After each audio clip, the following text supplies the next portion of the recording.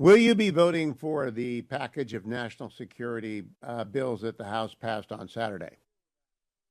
I will, Hugh, and I believe it'll get a large vote, over 75 votes, got 70 votes in February. Speaker Johnson skillfully crafted this package and moved it through the House. One major improvement, Hugh, as you know, is the addition of the tik-tok divestiture bill. I can't stress enough what an important bill that is, what a golden opportunity it is to cram it down the Senate Democrats' throat after Chuck Schumer and Maria Cantwell spent the last month dithering and trying to bottle it up in committee.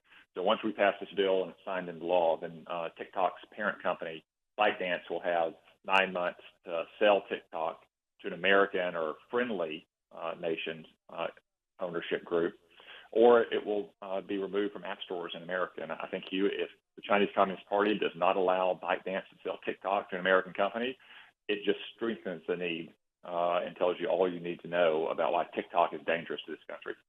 Now, Senator, you're also on Judiciary, and right now we're watching anti-Semitism explode not at Columbia and Yale, but across the United States, NYU, Berkeley, you name it, they've got an anti-Semitic outburst that is threatening Jewish students on campus.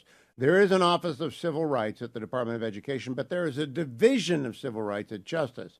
Do you think DOJ ought to be deploying teams to these campuses to arrest if necessary, and certainly to watch and take notes, so that these colleges and universities can be held to account for their refusal to shut down anti-Semitic endangerment of Jewish students?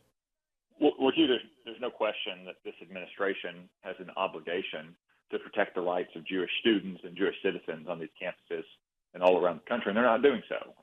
I've demanded answers from Attorney General Garland and Secretary of Education Cardona on why they're sitting on their hands in the face of nascent pogroms at places like Columbia University.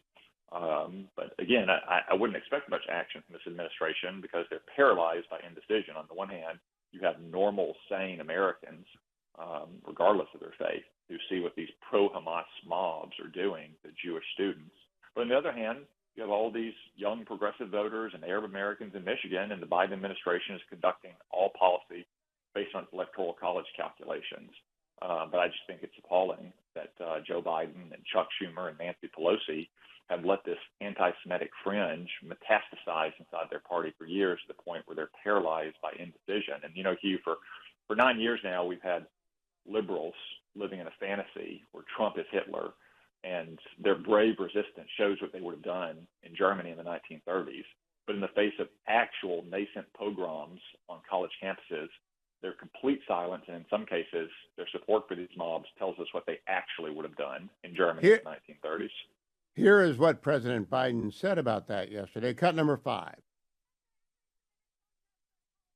Harley, cut number 5, Harley, for President Biden. That's why I've set up. And the anti-Semitic protests on college campuses. I condemn the anti-Semitic protests. That's why I've set up a program to deal with that. I also condemn those who don't understand what's going on with the Palestinians. And they're so, Senator Cotton, is that good people on both sides equivalency here? Yeah, Hugh, of course, there's no equivalence whatsoever between mobs that are harassing Jewish students, not letting them enter their dorms or college campuses, threatening them with physical violence. And on the other hand, people that support Israel and understand that all Palestinian suffering and civilian casualties in Gaza are the result of Hamas imposing that suffering on their own people, trying to have civilian casualties.